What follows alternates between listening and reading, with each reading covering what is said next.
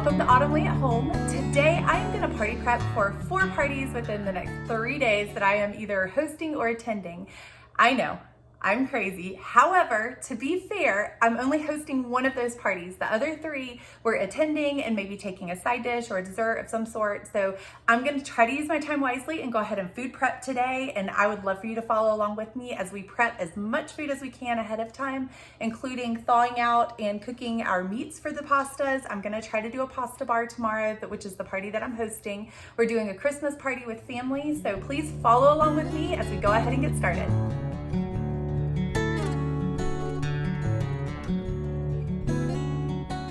This was such a simple, fun appetizer that you can make for parties or baby showers or wedding showers, anything and all of the above. All I did and all you need are toothpicks, bacon that's uncooked, as well as the little weenies. And you take a little weenie, wrap. I usually cut the bacon in 1/3, but it depends on how big your bacon is or how thick it is, how thin, that sort of thing. I usually cut it in 1/3 and then I wrap it around the little weenie and secure it with a toothpick. And then once you've done that, the only other steps that you have are to dip it into brown sugar on all sides of the bacon, lay all of them flat on a pan, and then put them in the oven for 375 degrees until they're lightly toasted. That way, make sure that the bacon's cooked, but once the bacon is cooked, they are ready to come out and they're warmed all the way through, and they are such a wonderful appetizer. Everybody loves them. They look impressive, but they're very simple to make. Now we're going to get started on our French bread. So for tomorrow, we're having a Christmas party. I have family coming in from out of town and we get to celebrate Christmas for a little bit longer, a couple more times with family, and I'm really excited about that and excited to see them. So we're going to try to make French bread from scratch and make a pasta bar for tomorrow to meet all the different dietary needs, but also it's just fun. We love pasta in our family, so this will allow everybody to choose which noodle they want, which sauce they want, what meat they want in there, what protein, as well as have salads and, you know, all the whole shebang with the pasta bar. So for that, I'm gonna home make some French bread and turn that into garlic bread. And to do that, I'm using a new recipe, and it calls for 2 cups of warm water, and I am gonna use my mixer. I wanted to do a double batch, but I'm afraid my mixer isn't big enough to handle a double batch. So I'm just gonna try to do 1 batch at a time twice and see how it turns out, but I'll show you what I'm doing. So it starts off with 2 cups of warm water, and then it calls for 2.5 teaspoons of sugar. We're mixing our yeast first and kind of getting that proofed and ready to go. So here's 1, 2,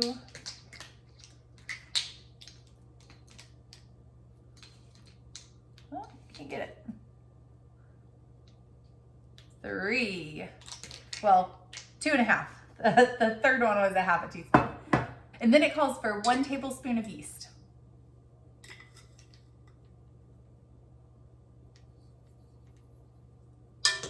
So I'm just gonna kind of gently stir this together using the same thing that I just dirtied up. And then you wanna find a warm place to put this, and my warmest place is in my microwave, and let it sit there. Now obviously this is a metal bowl. I'm not gonna turn my microwave on. I'm just gonna let it sit there since it's warm and proof and get all foamy and bubbly on top. While that's proofing, I'm gonna go ahead and get my 2 cups of flour and 2.5 teaspoons of salt and get that mixed up. Once that is finished, we'll start mixing the flour and this in the mixing bowl or in the mixer, and we'll be good to go. And we'll add a little bit of flour, about 1/2 cup of flour at a time as it's mixing. We want it to become smooth and very elastic. So what I mean by that is when you pull it up, the texture and the look of it is smooth, and you want the window pane effect. So as you pull it up, it doesn't start breaking apart and falling apart. It becomes very elastic and stretches, and that's what we want to see. This is what it looks like when it's nice and foamy. When I talk about it being foamy and pretty on top, that's what you want to see right there. And see that layer of foam that's right there? So I'm gonna go ahead and turn this back on so it's gonna get loud again, and I'll start slowly pouring this in. Once I've poured all of this in, Once I've poured all of this in, I'll go ahead and start adding half a cup of flour at a time and just kind of slowly add it in. That way we don't add too much and make it dry out.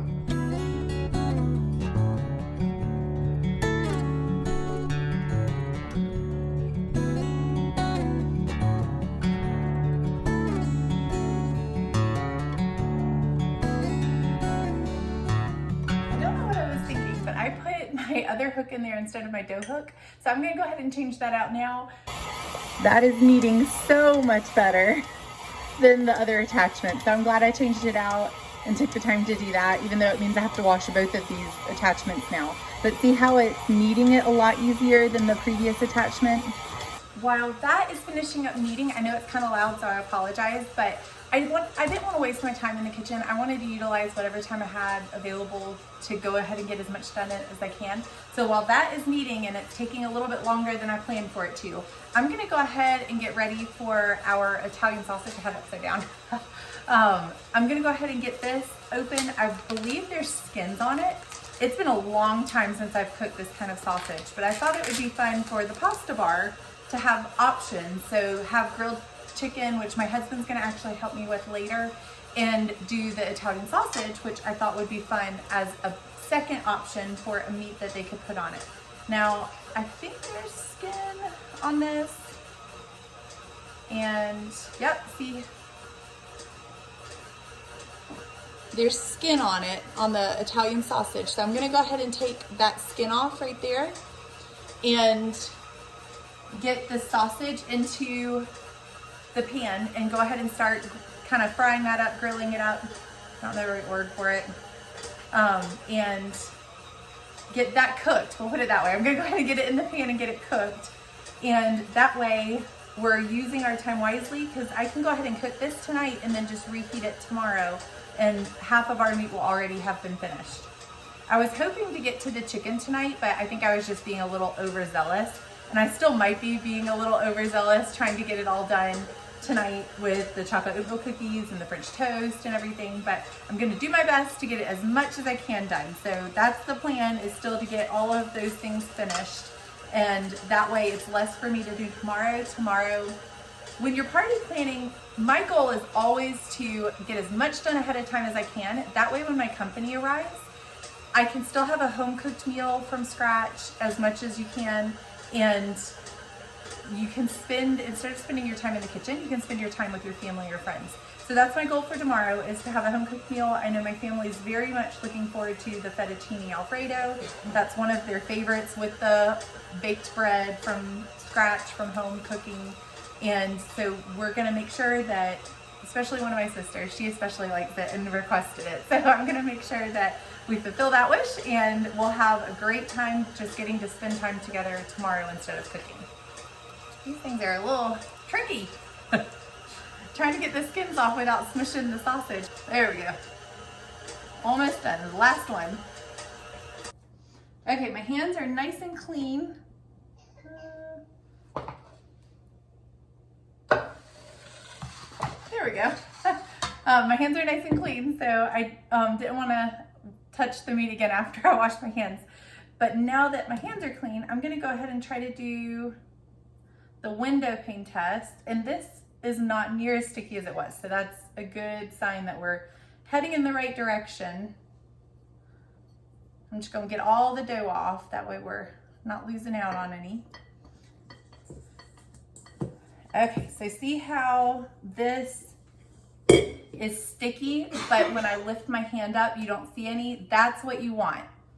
You want it to all kind of remain, it's still sticky, it still sticks to my hand, but when I lift my hand up, it's not all sticking to my hand, it's sticking kind of more towards each other. So the window pane test, you kind of stretch it out and let it sag. It's breaking a little bit down here, but ultimately, for the most part, it's holding together really well. So I think we are ready.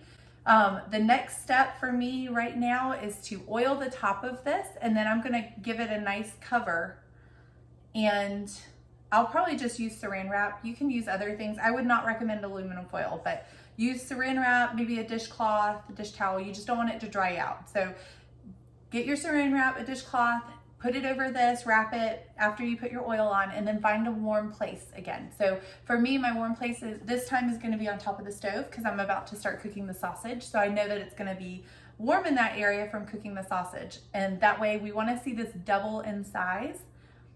And then once we're done with that, we'll start cutting it in half and shaping it, which is my favorite part. I have my olive oil here and I'm just gonna drizzle just a little bit over the top. You don't want a whole lot. And then I'm going to take my hand and just kind of smear it over the top. This will also help it not dry out. So if you do use a dish towel, a clean dish towel, that's fine too. Because you have this oil on there, that's gonna help it keep from drying out.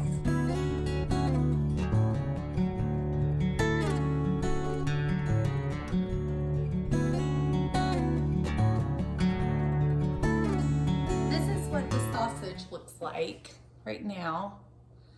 So we're gonna take it and just put it on the stove, and then I'm gonna use the wooden spoon and just kind of chop it up, and that way it's crumbly looking.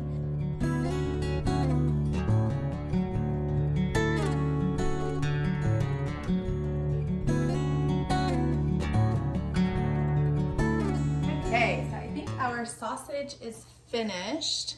It's all nice and ground up and crumbly looking. So I'm gonna let this sit here and just cool for a moment. And then I'm gonna put it in a container and stick it in the fridge. So this should be finished. So that's one more thing checked off. Again, I'm just gonna let it cool first. But we have our bacon wrapped weenies checked off. They're in the fridge. We have our sausage ground. And now I think this dough has risen a good bit too. It probably could rise a little bit more, but because it's so late, I'm gonna let it be done rising for now. It goes for a second rise anyway, so I may let that be the longer rise than this one. So now is the fun part where I get to take this and shape it into the two. I'm gonna half it first and then shape it into the two loaves. I decided before I take this and shape it, I'm gonna go ahead and put my ground beef in the glass container. So I'm gonna stick this back on the stove and just let it rise for like a few more minutes while I put the ground beef, I meant ground sausage, Italian sausage in the glass container that I have here, and stick this in the fridge, and then we'll get started on shaping because I want to kind of clean off the counter first.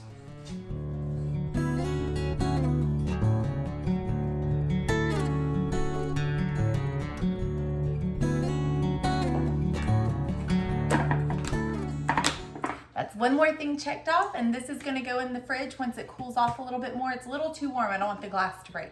But I'll stick this in the fridge once it cools off, and now it's time to clean the counters and shape our dough.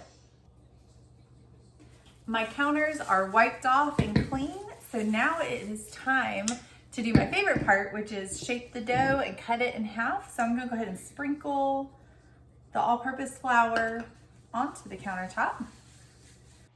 As I'm shaping this first batch of dough, I wanted to point out the differences between the first batch and the second batch. My second batch of bread turned out so much better than the first batch, and I wanted to at least mention the differences between the two of things that I did. That way, if you follow the recipe online, you can learn from my mistakes, but also kind of learn together as we go.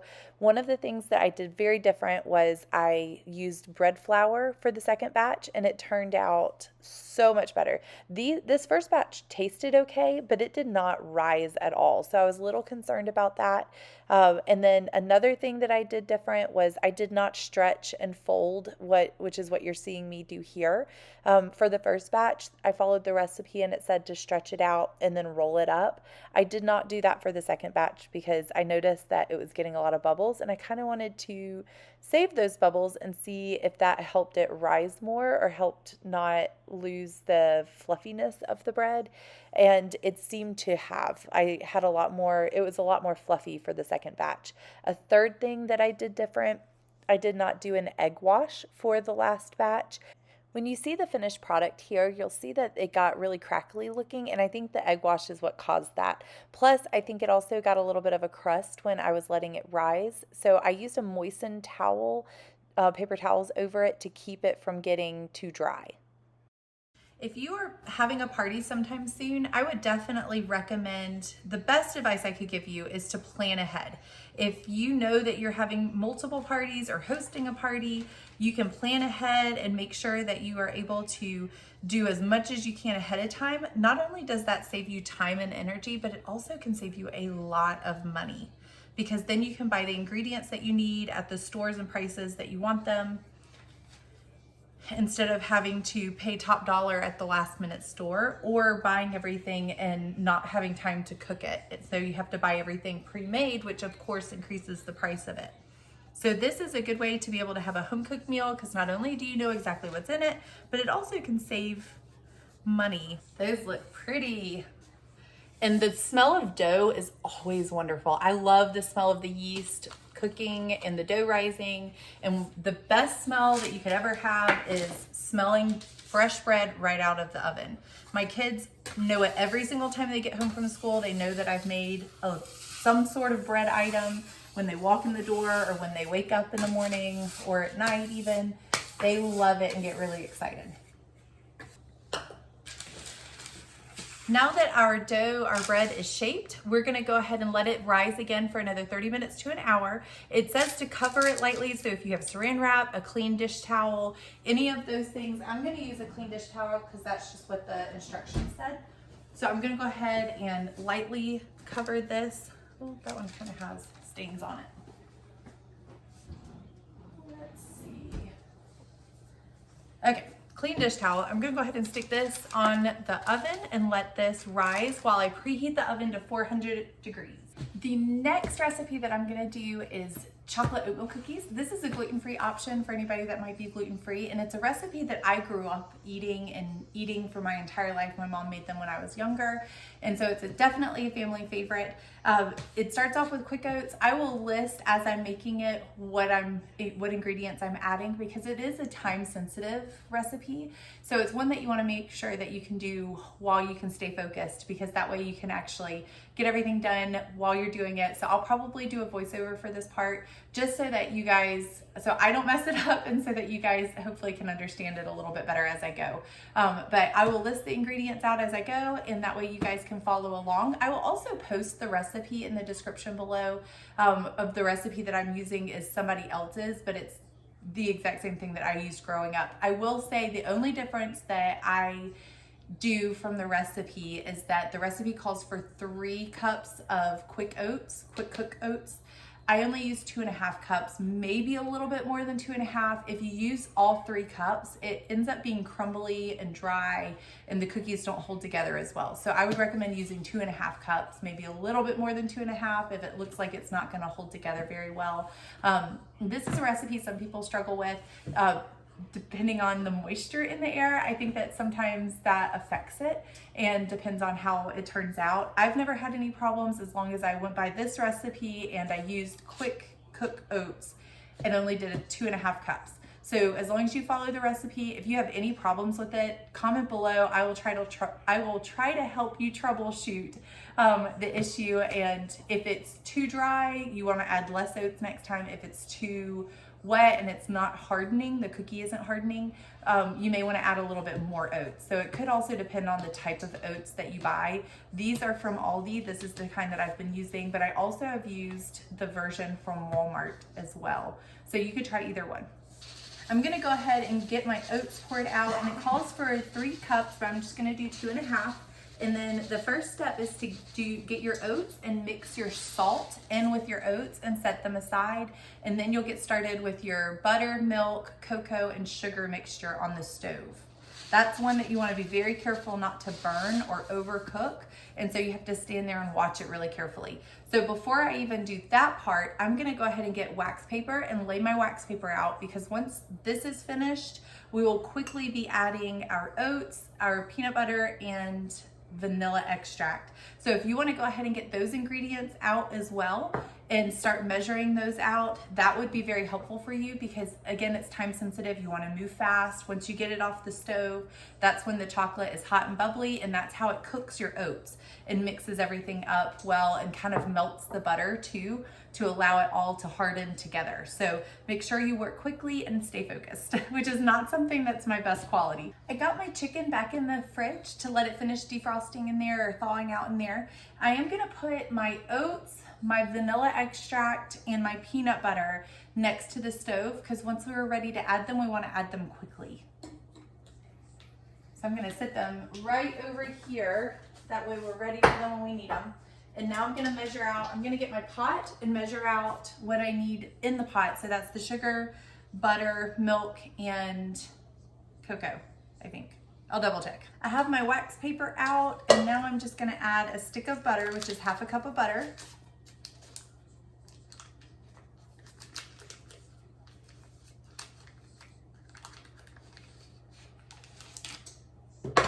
I thought I was gonna have to do a voiceover during this part, but it turns out I can slow down enough to be able to talk to you guys during the measuring part. It's just when I start mixing it all and boiling it together is when I need to focus. So we need half a cup of sugar, which this is 1/4 measuring cup, so I'm gonna do 2 of these because those fit easier into my sugar container. And then half a cup of milk, which again, do 2 of these.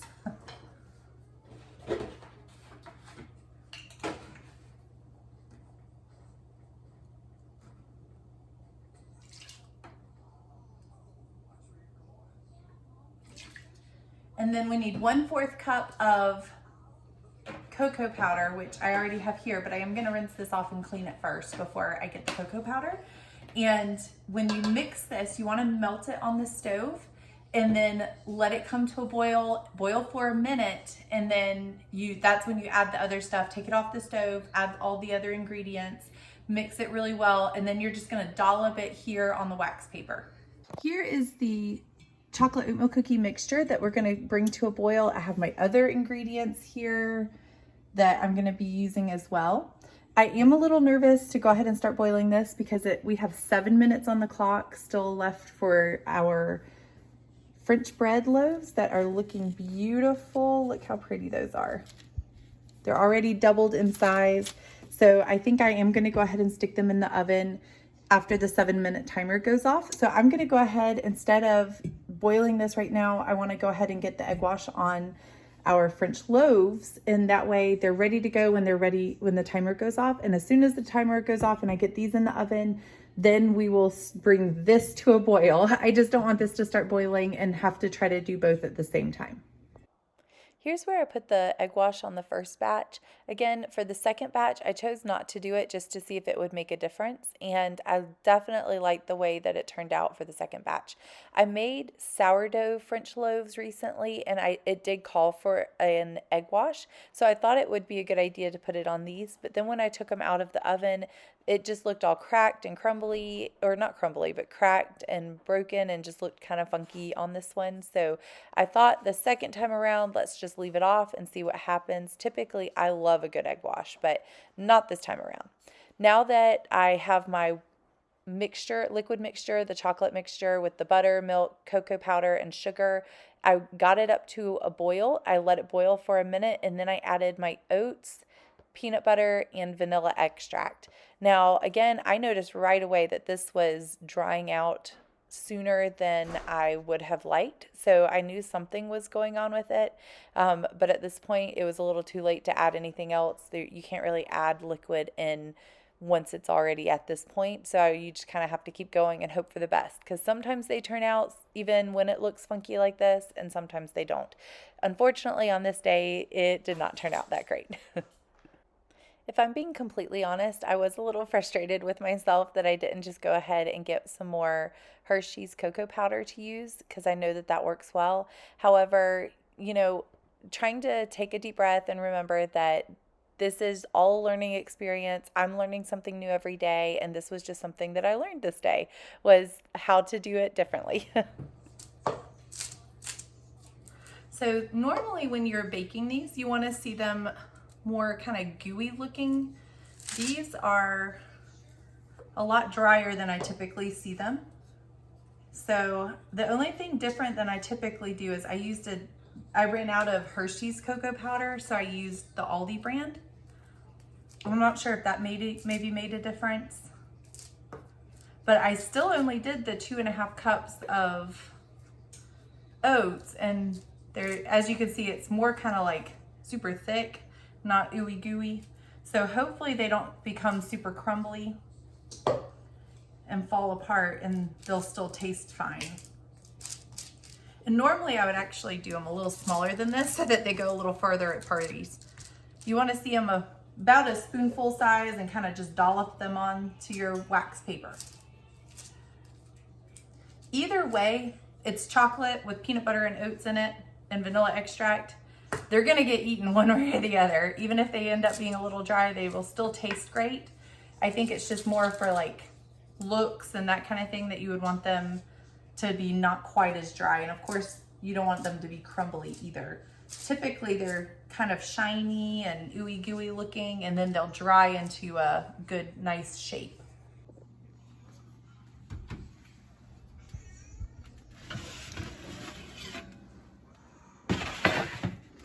So it looks like the bread, when I was letting it proof, I used that towel, and I think it got a little bit of a skin on it and dried out, which caused all of these crackings. So if you're making this recipe, which again, I'll link in the description below, I would recommend at the very least using maybe saran wrap and putting it over to try to help keep it from drying out. I'm sure the taste is still gonna be great, but if you wanna make them look pretty, and again, you're going through all this effort to do it, then that would be our goal, is for them to look pretty. See how it cracked right there? I think that's because it dried out a little bit, but I'm sure it still tastes great and we will still use it. So I'm excited to see what it tastes like tomorrow, because this is actually a new recipe for me. Last time I made French loaves, I did a sourdough loaf and we loved it, but I couldn't find it again. So I thought I would try a new one, but hopefully I can try to find the old one again, and we'll do that one next time. But we'll see what these taste like, and they could be a new hit, and I'll just make them look prettier next time. I had my husband taste these chocolate oatmeal cookies, and they're just not the shape and texture that they normally are, which I was trying to think if I did anything different than I normally do, but kind of like I told you from the beginning, it depends. Sometimes they work out and you can do everything the exact same way, and sometimes they don't. Most of the time with this recipe, I don't think I've ever had them, I've never had a problem with them. I only use 2.5 cups of oats, but still somehow they're still really dry. The only thing that I did different this time than I've ever done before is typically I use Hershey's cocoa powder, and this time I use the Aldi brand. So I let my husband taste them, and they don't taste the same either. So that's the only thing I can think of, is that maybe the texture of the Aldi brand of cocoa or whatever it was caused them to dry out more and have a different taste. So maybe just recommend that we use the Hershey cocoa brand. That's what I would recommend, and then you won't have any problems. But I'm still gonna keep these out. I'm gonna try to salvage them for the party tomorrow. That way I don't have to bake anymore, but I'm pretty positive either way they will get eaten. They have sugar in them, they have butter in them, they have peanut butter in them. Most people love all of those things. So hopefully we can salvage them for the party. Either way, I'm grateful that we got this done. We were able to get the French loaves done. I am gonna do a second batch tomorrow because I'm afraid that these 2 loaves are not gonna be quite enough for the number of people that we are having tomorrow. But we were able to at least get one done, which was a big step. So I'll do the other batch tomorrow and get everything else ready for the pasta bar. But I do want to say thank you so much for taking your time today to join me. If you are party planning, go ahead and plan ahead. That is the way to go. It will help you. If you can prepare as much food ahead of time as you can, it helps you tremendously, because then you can spend your time with your family and friends. But I want to say thank you for joining me today. I hope that you had a wonderful Christmas and a happy new year. And please like, subscribe, and share.